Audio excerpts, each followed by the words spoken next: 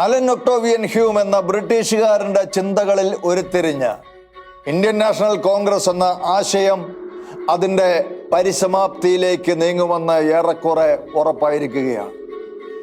ശശി തരൂർ എന്ന വിശ്വപൗരനെ കോൺഗ്രസിലെ സ്തുതിപാഠകരും തിണ്ണനിറങ്ങികളും പെട്ടിതൂക്കികളുമൊക്കെ ചേർന്ന് തോൽപ്പിച്ചപ്പോൾ ഒരു കാര്യം ഉറപ്പായി. കോൺഗ്രസ് മുക്ത ഭാരതം എന്ന BJP ആശയം കോൺഗ്രസ്സുകാർ തന്നെ ഭംഗിയായി നടപ്പാക്കുമെന്നുള്ള കാര്യം. അങ്ങനെ നരേന്ദ്രമോദിക്ക് മൂന്നാം ഊഴം നൽകുവാൻ കഠിന പരിശ്രമം നടത്തിക്കൊണ്ടും LDFന്റെ കട്ടിൽ കണ്ട് പനിച്ചുമിരിക്കുന്ന കേരളത്തിലെ അധികാരമോഹികളായ കോൺഗ്രസ് നേതാക്കന്മാർക്ക് നല്ല നമസ്കാരം ആശംസിച്ചുകൊണ്ട് ന്യൂസ് കാൻ ആരംഭിക്കുന്നു. വീണ്ടും ഒരിക്കൽ കൂടെ ഏവർക്കും സ്വാഗതം. ദീപാവലി ആഘോഷങ്ങളുമായി ബന്ധപ്പെട്ട ചില ഹൈന്ദവ സംഘടനകൾ കർണാടകയിൽ ആഹ്വാനം ചെയ്തിരിക്കുന്ന ഹലാൽ വിമുക്ത ദീപാവലി എന്ന പ്രതിഷേധ പ്രക്ഷോഭങ്ങൾ ദേശീയ തലത്തിൽ തന്നെ ശ്രദ്ധിക്കപ്പെടുകയാണ്. ഇസ്ലാമിക മതതീവ്ര നിലപാടുകൾ അടിച്ചേൽപ്പിക്കുന്നതിൽ കടുത്ത പ്രതിഷേധം അറിയിച്ചുകൊണ്ട് ഹിന്ദു ജനജാഗ്രതാ സമിതി പോലെയുള്ള ചില സംഘടനകളാണ് ഹലാൽ വിമുക്തമായ ദീപാവലി ആഘോഷങ്ങൾ കർണാടകയിൽ ആഹ്വാനം ചെയ്തിരിക്കുന്നത്. ഹലാൽ വിമുക്ത ഭക്ഷണങ്ങൾ മാത്രം ഉപയോഗിച്ചുള്ള ദീപാവലി ആഘോഷങ്ങൾക്കായി ബംഗളൂരുവിലും മൈസൂരിലും മാണ്ടിയിലും കൂർഗിലും മാംഗ്ലൂരുമെല്ലാം ശക്തമായ പ്രതിഷേധങ്ങളും പ്രചരണങ്ങളുമായി ഹലാൽ ഫ്രീ ദീപാവലിക്ക് ആഹ്വാനം ചെയ്തിരിക്കുകയാണ് ഈ സംഘടനകൾ. ഇതിനായി അന്താരാഷ്ട്ര ഹോട്ടൽ ശൃംഖലകളിൽ നിന്ന് വിതരണം ചെയ്യുന്ന ഭക്ഷണ പദാർത്ഥങ്ങളെ ഹലാൽ, നോൺ ഹലാൽ എന്ന് വേർതിരിച്ച് വിതരണം ചെയ്യണമെന്നാണ് അവർ ആവശ്യപ്പെട്ടിരിക്കുന്നത്. ഇതിന്റെ ഭാഗമായി KFC, മക്ഡൊണാൾഡ് എന്നിങ്ങനെയുള്ള അന്തർദേശീയ ഹോട്ടൽ ശൃംഖലകളുടെ മുമ്പിൽ ഈ സംഘടനകൾ പ്രതിഷേധം സംഘടിപ്പിച്ചു കഴിഞ്ഞു.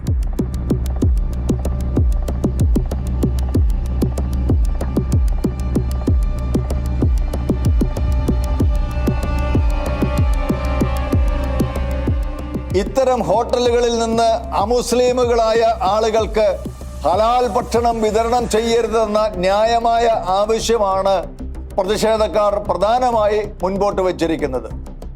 കർണാടകയിൽ നിന്നും ഈ ഹലാൽ വിരുദ്ധ പ്രചരണം അയൽ സംസ്ഥാനങ്ങളായ ഗോവ, മഹാരാഷ്ട്ര തുടങ്ങി സംസ്ഥാനങ്ങളിലേക്കും വ്യാപിപ്പിക്കുമെന്ന് ഹിന്ദു ജനജാഗ്രതാ സമിതി വക്താവ് മോഹൻ ഗൗഡ അറിയിച്ചിരിക്കുകയാണ്.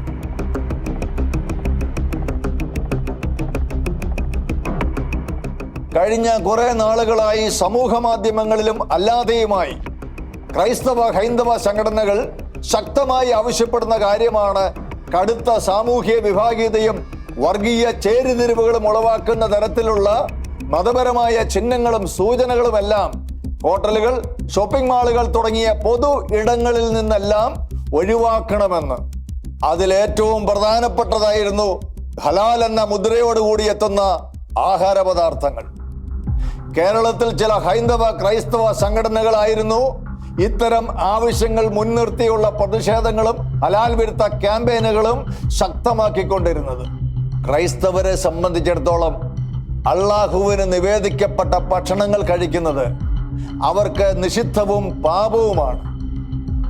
അതുകൊണ്ട് അവർ അതിൽ നിന്ന് അകലം പാലിച്ച് നിൽക്കുന്നതിൽ തെറ്റില്ല. ഈ വസ്തുതകളെ അക്കമിട്ട് നിരത്തിക്കൊണ്ട് ആന്റണി തറക്കടവിലച്ചൻ നടത്തിയ പ്രസംഗം എല്ലാ ക്രൈസ്തവരും കേൾക്കേണ്ടത് തന്നെയാണ്. ഇത് തിന്മയാണ്. എന്തുകൊണ്ടാണെന്ന് ചോദിച്ചാൽ, ഒന്നാമതായിട്ട് ഞാൻ വിശ്വസിക്കുന്ന എന്റെ ദൈവത്തെ തിരസ്കരിച്ച ഭക്ഷണമാണത്. ഭക്ഷണമോ എന്ത് സാധനമായിക്കൊള്ളട്ടെ, നിങ്ങളൊരു മുസ്ലിമിന്റെ വീട്ടിൽ ഭക്ഷണം കഴിക്കുന്നതിനെ കുറിച്ചല്ല ഞാൻ പറയുന്നത്. അവരുടെ കർമ്മം അനുസരിച്ച്, അവരുടെ ഈ ഹലാൽ അനുസരിച്ച് ഉണ്ടാക്കിയ ഭക്ഷണത്തെ കുറിച്ചാണ്. അങ്ങനെ ഒരു മുദ്രയുള്ള ഒരു സാധനം ഉപയോഗിച്ചുകൂടാ വിശ്വാസമുള്ളവർക്ക്.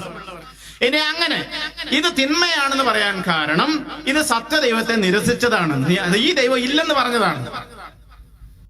മുസ്ലിങ്ങളുടെ കച്ചവട സ്ഥാപനങ്ങൾ മാത്രം മെച്ചപ്പെടുത്തിയെടുക്കാനും ഇതര മതസ്ഥരുടെ സംരംഭങ്ങൾ മുച്ചൂടും മുടിച്ചു കളയാനുമുള്ള പൊളിറ്റിക്കൽ ഇസ്ലാമിന്റെ വ്യാപാര താല്പര്യങ്ങൾ തന്നെയാണ് ഇതിന്റെ പിന്നിലെന്നുള്ളത് വ്യക്തമാണ്. KFCയും മക്ഡൊണാൾഡും പോലെയുള്ള ഹോട്ടലുകൾ ഹലാൽ മാംസ ആഹാരം മാത്രമാണ് വിതരണം ചെയ്തുകൊണ്ടിരിക്കുന്നത്.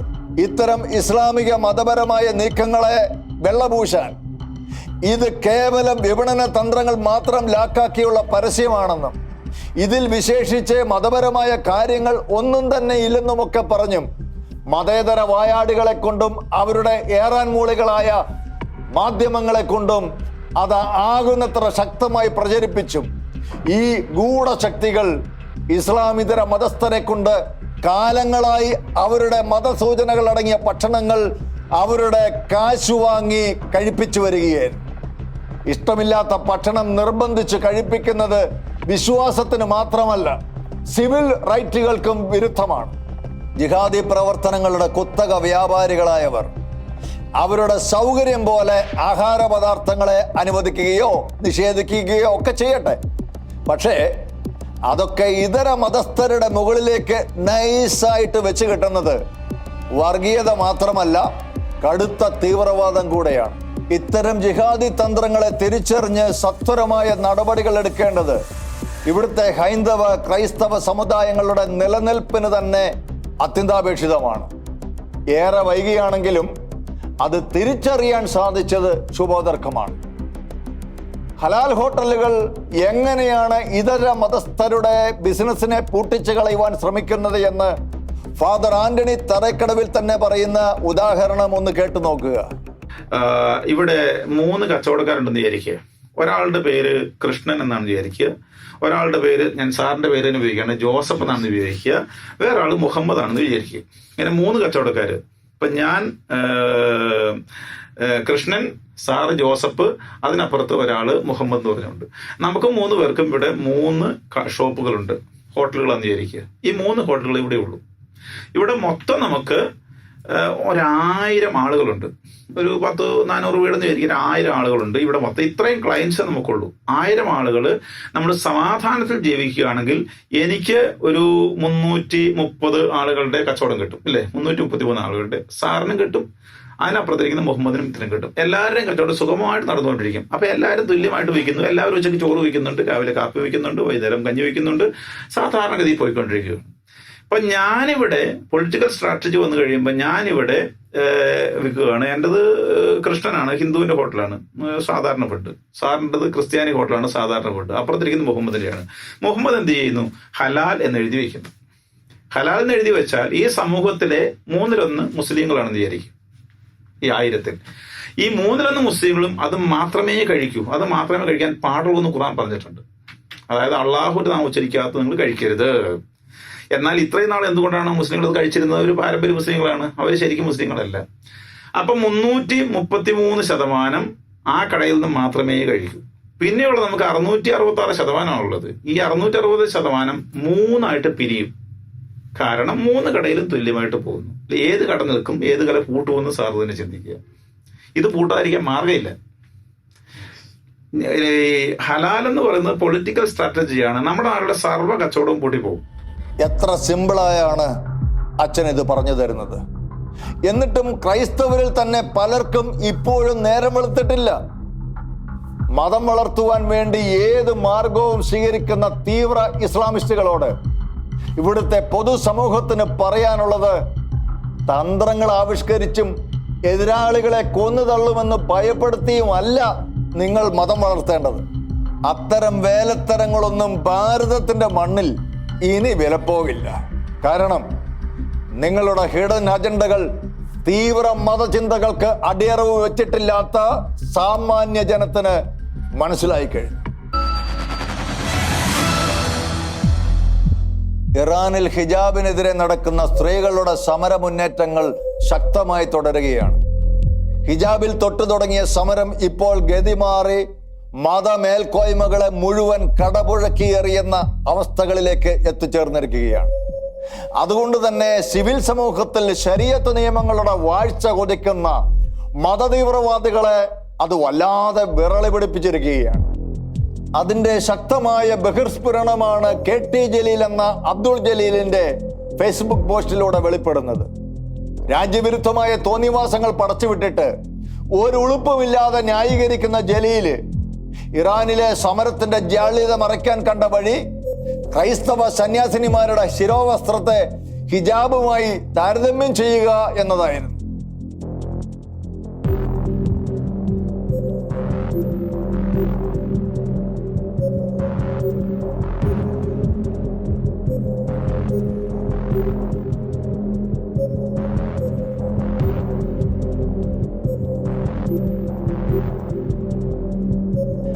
അങ്ങാടിയിൽ തോറ്റവൻ അമ്മയുടെ അടുത്ത് കാണിക്കുന്ന പരാക്രമങ്ങൾ പോലെയായിരുന്നു മുൻ മന്ത്രിയും കപട കമ്മ്യൂണിസ്റ്റ് ചിന്തകനുമായ KT ജലീലിന്റെ ഫേസ്ബുക്ക് കോമഡികൾ.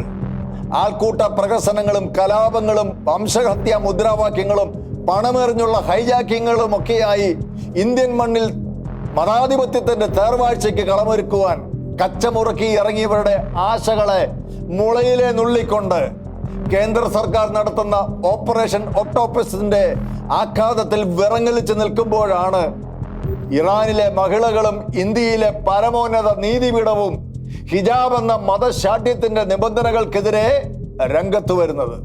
അങ്ങനെ പ്രതീക്ഷകളെല്ലാം പാളി അങ്ങാടിയിൽ തോറ്റ് ആടിയുലഞ്ഞ് വിവശനായി നിന്ന ജലീല് ക്രൈസ്തവരുടെ പുറത്തേക്ക് മെക്കിട്ട് കയറാനാണ് പോസ്റ്റും കൊണ്ടിറങ്ങിയത്.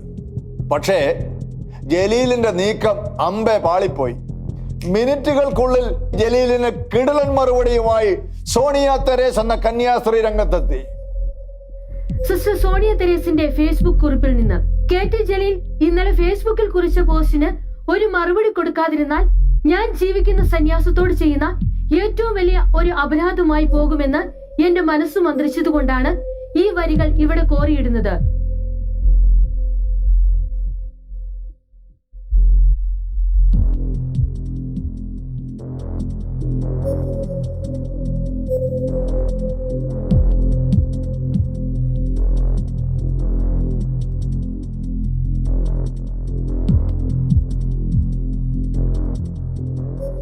പ്രായപൂർത്തിയായ ഒരുവൾ പൂർണ്ണ സ്വാതന്ത്ര്യത്തോടെ തിരഞ്ഞെടുത്ത ഒരു ജീവിതാന്തസ്സിനെ നോക്കി പിറുപിറുക്കാനും കുറ്റപ്പെടുത്താനും പോകുന്നത് അവളുടെ മൗലിക സ്വാതന്ത്ര്യത്തിലേക്കുള്ള ഒരു കടന്നുകയറ്റമാണ്.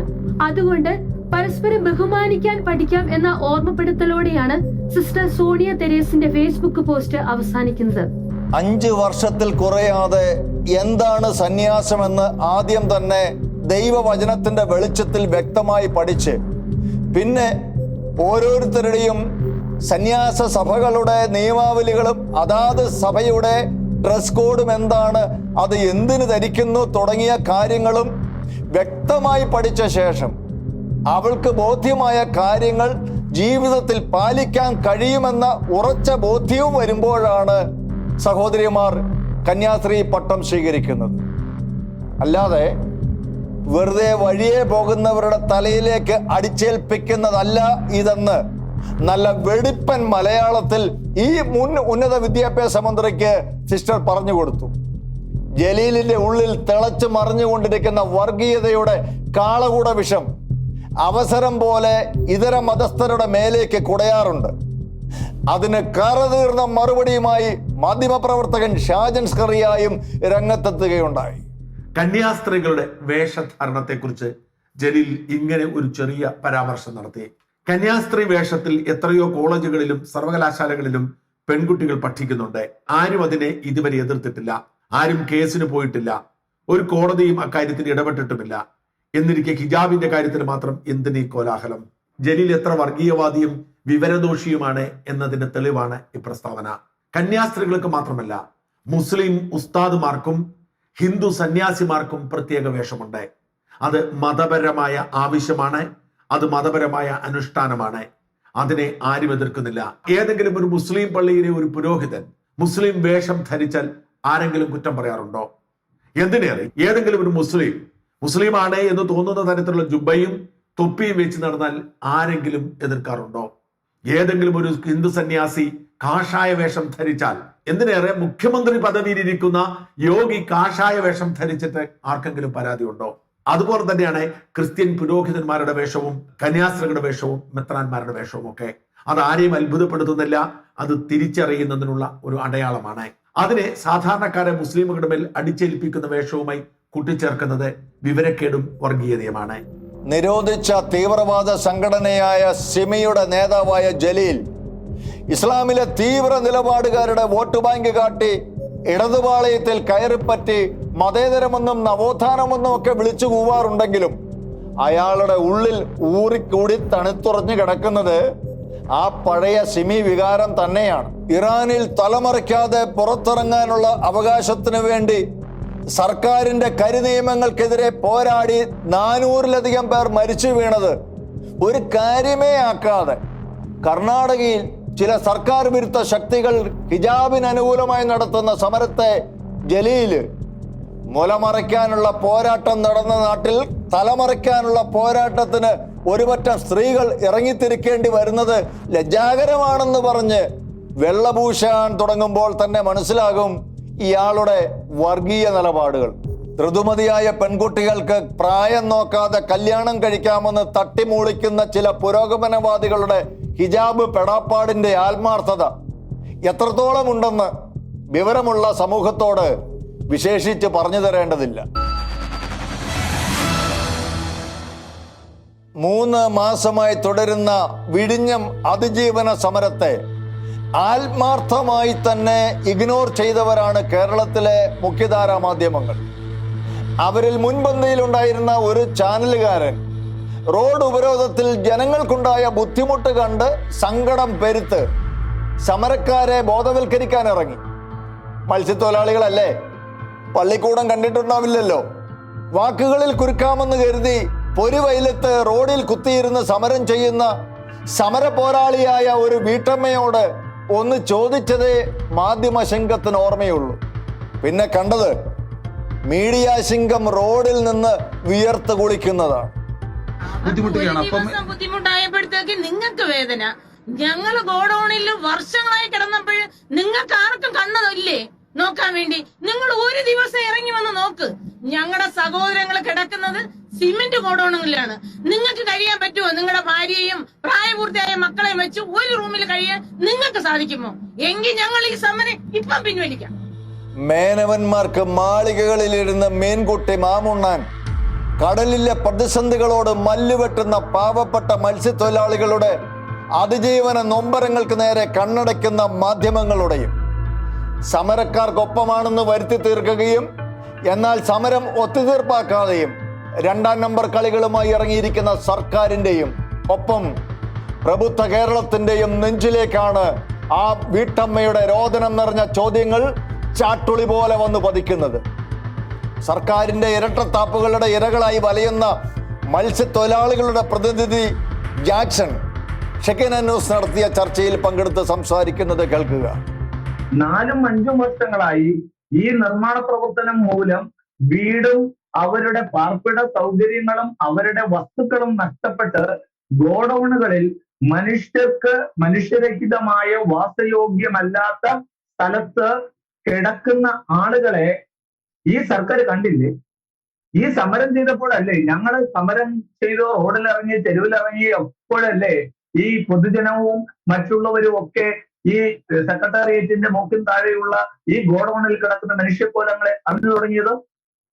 അപ്പോഴാണ് പറഞ്ഞത് ഒരു പെട്ടെന്ന് ഇതെല്ലാം ഇപ്പൊ പരിഹരിക്കാമെന്ന് പറഞ്ഞിട്ട് ഇപ്പൊ ശരിയാക്കി തരാമെന്ന് പറഞ്ഞിട്ട് ഈ 5500 രൂപയുമായി വന്നത്. അത് എത്ര പേർക്ക് കൊടുത്തു? അത് ആർക്കൊക്കെ കൊടുത്തു? അവരുടെ ശില്പന്തികൾക്ക് കൊടുത്തു എന്ന് പറയാനേ ഞാൻ ആഗ്രഹിക്കുന്നുള്ളൂ. മനുഷ്യാവകാശത്തിന്റെ പക്ഷത്ത് നിൽക്കേണ്ട സർക്കാരും മാധ്യമങ്ങളും ഇവിടെ നേരെ തിരിഞ്ഞു നിൽക്കുന്നത് ഇത് ക്രൈസ്തവ ന്യൂനപക്ഷത്തിന്റെ മാത്രം പ്രശ്നമായി വിഴിഞ്ഞം സമരത്തെ അവർ കരുതിയത് കൊണ്ടാകാം. അതുകൊണ്ടാണല്ലോ മത്സ്യത്തൊഴിലാളികളുടെ അതിജീവന സമരത്തിന് പ്രാർത്ഥനയും പിന്തുണയും കൊണ്ട് ധൈര്യമേകുന്ന വൈദികരെയും മെത്രാന്മാരെയും അങ്ങേയറ്റം നികൃഷ്ടമായ വാക്കുകൾ കൊണ്ട് അധിക്ഷേപിക്കുവാൻ നാട്ടുകാരെന്ന വ്യാജേന സമരക്കാർക്കെതിരെ രംഗത്ത് വന്ന മനുഷ്യത്വം നഷ്ടപ്പെട്ടു പോയ ഒരു പറ്റം ഹീന ജന്മങ്ങളുടെ പരാക്രമങ്ങൾക്ക് മുമ്പിൽ പോലീസ് പോലും നോക്കുകുത്തിയായി നിന്നുകൊടുത്തത്.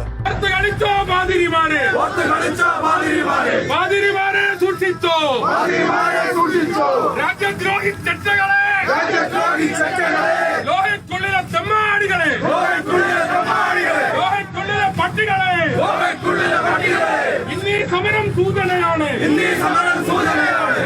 സൂചന കണ്ടു പഠിച്ചില്ലെങ്കിൽ സമരത്തിന്റെ രൂപം മാറും, സമരത്തിന്റെ രൂപം മാറും, പാതിരിമാരുടെ ഷേപ്പും മാറും, പാതിരിമാരുടെ ഷേപ്പും മാറും. തികഞ്ഞ ദർശനത്തോടെ ജീവിക്കുന്ന, നാടിന് നന്മ മാത്രം ചെയ്യാൻ ത്യാഗോജ്ജലമായ ജീവിതം നയിക്കാൻ ഇറങ്ങിയ വൈദികരെ ഒരു മറയുമില്ലാതെ അസഭ്യവർഷം നടത്തിയവർക്കെതിരെ കടുത്ത രോഷമാണ് സമൂഹത്തിൽ നിന്ന് ഉണ്ടായത്. ഷെക്കേന ടെലിവിഷൻ ഈ വിഷയം ചർച്ച ചെയ്തപ്പോൾ ഒരിക്കൽ ഇടതു സഹയാത്രികൻ കൂടെയായിരുന്ന സഖാവച്ചൻ എന്നറിയപ്പെടുന്ന ഫാദർ ബേണി ഇഗ്നേഷ്യസ് അതിന് പറഞ്ഞ മറുപടി കേൾക്കേണ്ടത് തന്നെയാണ്. ഞാനും ഈ വീഡിയോ ശ്രദ്ധിക്കുകയുണ്ടായി. തീർച്ചയായിട്ടും ഇതിന്റെ പിന്നില് ഈ പറയുന്നവരെല്ലാം വൈദികരെ കുറിച്ച് വളരെ അപമാനപരമായ രീതിയിൽ സംസാരിക്കുകയായിരുന്നു. ഇത് വൈദികരുടെ സമരമല്ല, മറിച്ച് ജീവിക്കാനുള്ള ഒരു കൂട്ടം പാവപ്പെട്ടവരുടെ സമരമാണ്. അതിന് നേതൃത്വം കൊടുക്കുവാനായിട്ട് അവർക്ക് എന്തെങ്കിലും ഒരു ദുരിതമുണ്ടാകുമ്പോൾ, വേദന ഉണ്ടാകുമ്പോൾ ആദ്യം കൂടി വരുന്നത് വൈദികരുടെ അടുത്താണ്, അതല്ലാതെ പാർട്ടി നേതാക്കളുടെ അടുത്തോ പാർട്ടി ഓഫീസിലോ അല്ല. ഇത് ആ ജനങ്ങളുടെ മാനസിക, ശാരീരിക, വൈകാരിക, അവരുടെ ജീവിതത്തിന്റെ ആവശ്യമുള്ള ഘടകങ്ങളെ മനസ്സിലാക്കിക്കൊണ്ട് അവർക്ക് വെറുതെ കുർബാന മാത്രം ചൊല്ലി നിൽക്കേണ്ടവനല്ല ഒരു വൈദികൻ. അവരുടെ ജീവിതത്തിന്റെ സമഗ്ര വികസനത്തിന് ആവശ്യമായിട്ടുള്ള കാര്യങ്ങൾക്ക് നേതൃത്വം കൊടുക്കുവാനായിട്ട് മുൻപന്തിയിൽ നിന്നതിന്റെ പേരിൽ മാത്രം ഈ ചീത്ത വിളിച്ചതാണ്. എല്ലാവരും കേട്ടതാണ്. എത്ര നികൃഷ്ടമായ ഭാഷകളാണ് ഉപയോഗിച്ചത്. ആയിക്കോട്ടെ, അത് അവരുടെ സ്റ്റാൻഡേർഡ് അവർ വിളിച്ചു പറയും. പക്ഷെ ഒരു കാര്യം ഓർക്കണം, ഈ പറഞ്ഞിരിക്കുന്ന വ്യക്തികള് ഇതിന്റെ പിന്നില് എന്താണ് അവരുടെ ഗൂഢലക്ഷ്യമെന്ന് മനസ്സിലാക്കാനായിട്ട് കേരളത്തിലെ എല്ലാ മക്കൾക്കും അറിയും. അരിയാഹാരം തിന്നുന്ന മലയാളികൾക്ക് മനസ്സിലാക്കാവുന്നതാണ് അന്ന് അവിടെ ഉപയോഗിച്ച വാക്കുകളും ഇതിന്റെ പിന്നിൽ പ്രവർത്തിക്കും. ഇത് ഒരു സമൂഹത്തെ എന്നേക്കുമായി ഇല്ലാതാക്കാൻ പോകുന്ന ഒരു മാനദണ്ഡത്തിനെതിരെ ശക്തമായ നിലപാട് നേതൃത്വം വഹിക്കുന്ന, ആത്മീയ നേതൃത്വത്തോടൊപ്പം തന്നെ ലൗകികമായിട്ടുള്ള നേതൃത്വം വഹിക്കുന്ന വൈദികർ മുൻപന്തിയിൽ വന്നപ്പോൾ ഏറ്റുവാങ്ങിയത്. അച്ഛന്മാർക്ക് മേടയുണ്ട്, അച്ഛന്മാർക്ക് വീടുണ്ട്. ഞങ്ങൾക്കൊന്നും തന്നെ ഇതിന്റെ മുമ്പിൽ പോയി നിൽക്കേണ്ട ആവശ്യമൊന്നുമില്ല. ഞങ്ങളെ ഇതുപോലെ അപമാനിക്കുന്നവരുടെയൊക്കെ കേൾക്കാൻ വേണ്ടി പറയുന്നതാണ്. ഈ അനുഭവിക്കുന്നത് ഞങ്ങളുടെ മാതാപിതാക്കളും സഹോദരങ്ങളുമാണെന്നുള്ള തിരിച്ചറിവിന് അവരുടെ ജീവിതത്തെ ശക്തിപ്പെടുത്തുവാനായിട്ട് ജനിച്ച മണ്ണിൽ ജീവിക്കുവാനും വളരുവാനും മരിക്കുവാനും അവർക്ക് അവസരം കൊടുക്കണമെന്നുള്ളതിന് വേണ്ടി മുൻപന്തിയിൽ നിന്നതുകൊണ്ട് മാത്രമാണ്. ആഴക്കടലിലെ വെല്ലുവിളികളോട് പടപൊരുതുന്ന മത്സ്യത്തൊഴിലാളികൾക്ക് ഇത് കേവലം ഒരു സമരം മാത്രമല്ല, മറിച്ച് നിലനിൽപ്പിന്റെ പോരാട്ടമാണ്. അവർക്ക് ഈ സമരം വിജയിപ്പിച്ചേ തീരൂ. ഈ പോരാട്ടത്തെ മനുഷ്യാവകാശ പോരാട്ടമായി കണ്ട് അതിനോട് അനുഭാവപൂർണമായി സർക്കാർ ഇടപെട്ടില്ലെങ്കിൽ സമരത്തിന്റെ രൂപവും ഭാവവും മാറുമെന്ന് കേരളത്തിന്റെ സ്വന്തം സൈന്യം ആണയിട്ടു പറയുകയാണ്. പ്രശസ്ത കൊളംബിയൻ സാഹിത്യകാരൻ ഗബ്രിയൽ ഗാർസിയ മാർക്കോസിന്റെ കോളറക്കാലത്തെ പ്രളയമെന്ന നോവൽ ശീർഷകത്തെ അനുസ്മരിപ്പിക്കുന്ന വിധത്തിലാണ് കോവിഡ് കാലത്തെ കൊള്ള എന്ന കേരളത്തിലെ ഏറ്റവും വലിയ അഴിമതി നടന്നിരിക്കുന്നത്. ഇനിയും ലോക ജനത അതിജീവിച്ചിട്ടില്ലാത്ത, ആർക്കും ഒരിക്കലും മറക്കാനാവാത്ത അതിഭീകരമായ ഒരു പ്രതിസന്ധിയുടെ കാലത്ത് കേരളത്തിൽ നടന്നത് സമാനതകളില്ലാത്ത കൊള്ളയായിരുന്നുവെന്നത് അവിശ്വസനീയതയോടെയാണ് എല്ലാവരും കേട്ടത്. പ്രാഥമിക വിശകലനങ്ങൾക്ക് ശേഷം ലോകായുക്ത അപ്പോൾ അന്നത്തെ ആരോഗ്യവകുപ്പ് മന്ത്രി കെ ശൈലജയ്ക്കും മറ്റുമെതിരെ അന്വേഷണം ശക്തമാക്കുകയാണ്. എന്നാൽ ഇവിടെ നടന്ന വ്യവഹാരങ്ങൾ മുഴുവൻ മുഖ്യമന്ത്രി പിണറായി വിജയന്റെ അറിവോടെയായിരുന്നെന്നും ജീവൻ രക്ഷിക്കുക എന്നത് മാത്രമായിരുന്നു ലക്ഷ്യമെന്നും ശൈലജ ടീച്ചർ വ്യക്തമാക്കുകയുണ്ടായി. KMSCL പ്രവർത്തകർ എൻ്റെ അടുത്ത് വന്നിട്ട് ചോദിച്ചു, ടീച്ചർ ഇത് തീരാൻ പോവുകയാണ്, നമുക്ക് ഇത് വാങ്ങിയിട്ടില്ലെങ്കിൽ നമ്മുടെ ആരോഗ്യ പ്രവർത്തകർ വലിയ റിസ്കിലാവും. ഞാൻ മുഖ്യമന്ത്രിയോട് ചോദിച്ചു. മുഖ്യമന്ത്രി പറഞ്ഞു, എവിടെ കിട്ടിയാലും വാങ്ങി ശേഖരിക്കണം, പക്ഷെ ക്വാളിറ്റി നോക്കണം.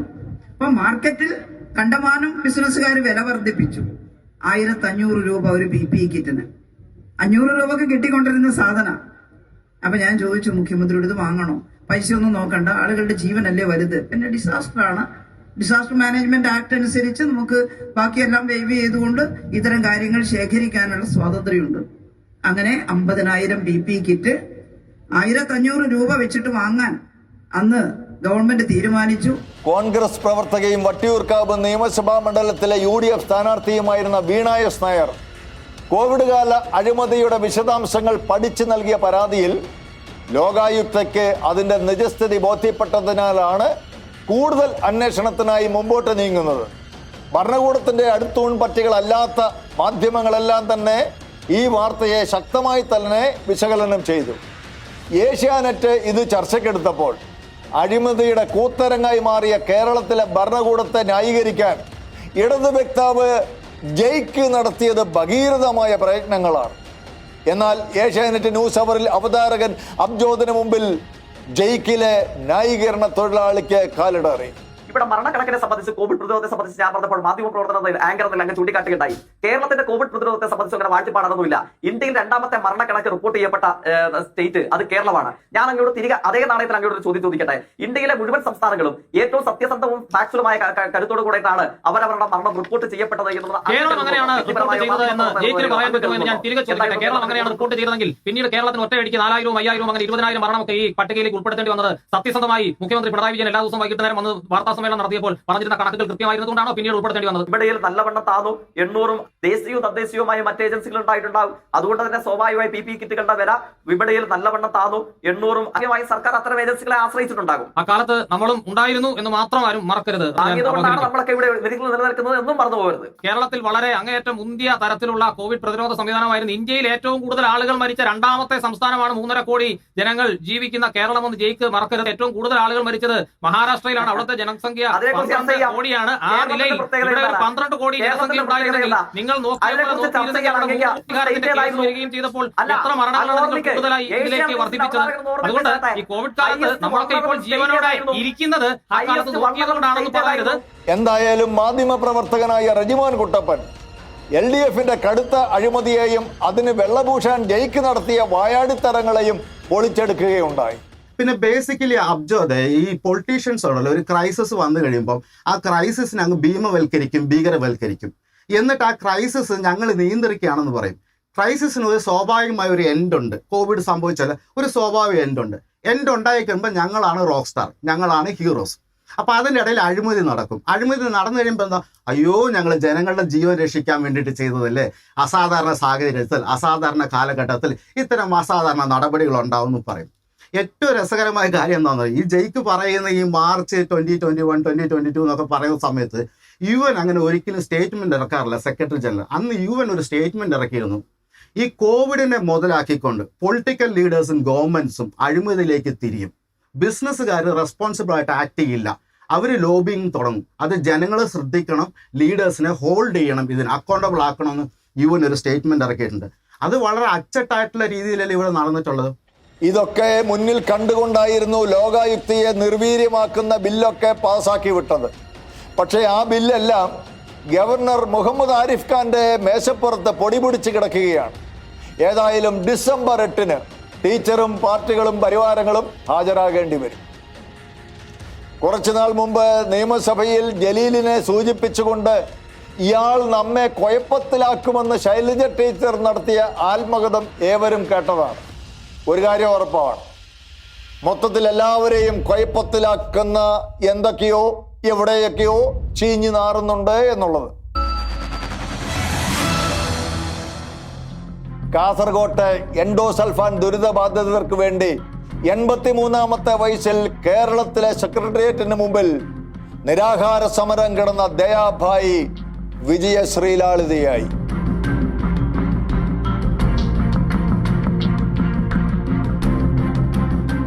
ഭീഷണികൾക്കോ ഭരണകൂട തിട്ടൂരങ്ങൾക്കോ ഒന്നും വിറപ്പിക്കാനോ ഭയപ്പെടുത്താനോ ആകാത്ത നിശ്ചയദാർഢ്യത്തിന്റെ ആൾരൂപമായ ദയാഭായി താൻ എന്തിനു വേണ്ടി വന്നോ ആ ദൗത്യം പൂർത്തിയാക്കാതെ മടങ്ങില്ലെന്നുള്ള കാര്യം അവർ ഊന്നി പറഞ്ഞിരുന്നു. ഞാൻ തീരുമാനിക്കുന്നത് നടത്തും. അപ്പൊ എന്റെ മനസ്സിൽ എപ്പോഴും ക്വസ്റ്റ്യൻ ആയിരുന്നു, ജ്ഞാനാധിപത്യമാണോ ജനാധിപത്യമാണോ? ഇതൊരു നല്ല തെളിവാണ്. ജനാധിപത്യം നശിച്ചു, എന്നാലും ഭരണഘടന മരിച്ചില്ല. ഇവര് തീരുമാനിച്ചില്ലെങ്കിൽ തീരുമാനിപ്പിക്കും, നടപ്പാക്കും, അല്ലെ പുറത്തിറങ്ങണം. ശരിക്കും ബേസിക് മനുഷ്യാവകാശത്തിന് അപ്പുറത്ത് യാതൊന്നും ചോദിക്കുന്നില്ല. കംപ്ലീറ്റ് അവഗണിച്ചിട്ടിരിക്കുന്ന ഒരു ജില്ലയെ പറ്റി എന്തു പറയണം? അവർക്ക് വേണ്ടിയിട്ട് ഇതൊക്കെ ചോദിക്കുന്നുള്ളൂ, ജീവിക്കാൻ വേണ്ടിയിട്ട് അവർക്ക് ചികിത്സാ സൗകര്യം. ദയാഭായിയെ പോലെ, മേധാ പട്കറെ പോലെയൊക്കെയുള്ള സ്ത്രീകൾ ജനാധിപത്യ രാജ്യത്തെ സാധാരണക്കാരുടെ ഇടയിൽ ഉണ്ടാക്കിയിട്ടുള്ള സ്വാധീനം വളരെ വലുതാണ്. ഇങ്ങനെയുള്ള ചിലരാണ് ഈ നാടിൻ്റെ ഇനിയും കെട്ടുപോകാത്ത ദീപനാളങ്ങൾ. ചുറ്റും ഇരുൾ പരക്കുമ്പോഴും അവിടെ ഒരു തിരിവട്ടം നൽകാൻ നമുക്ക് കഴിയട്ടെ എന്ന മദർ തെരേസയുടെ വാക്കുകളെ ഓർമ്മിപ്പിച്ചുകൊണ്ട് ന്യൂസ് കാൻ സമാപിക്കുന്നു. വീണ്ടും അടുത്തയാഴ്ച ഇതേ ദിവസം ഇതേ സമയം.